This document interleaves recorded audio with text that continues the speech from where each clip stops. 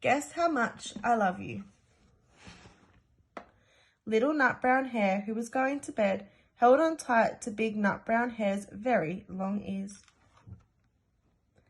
He wanted to be sure that Big Nut Brown Hare was listening. Guess how much I love you, he said. Oh, I don't think I could guess that, said Big Nut Brown Hare.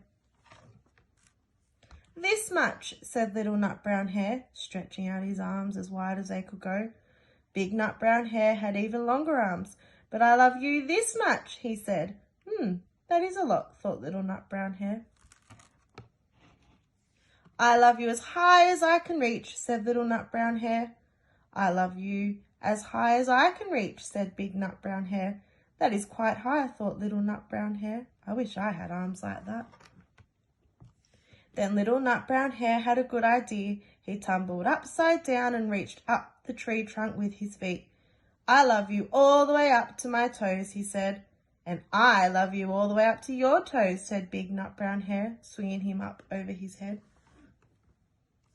I love you as high as I can hop, laughed Little Nut Brown Hare, bouncing up and down.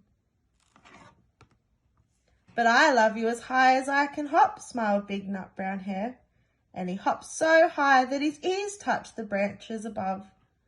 That's good hopping, thought Little Nut Brown Hare. I wish I could hop like that. I love you all the way down the lane as far as the river, cried Little Nut Brown Hare. I love you across the river and over the hills, said Big Nut Brown Hare. That's very far, thought Little Nut Brown Hare. He was almost too sleepy to think any more. Then he looked beyond the thorn bushes out into the big dark night. Nothing could be further than the sky.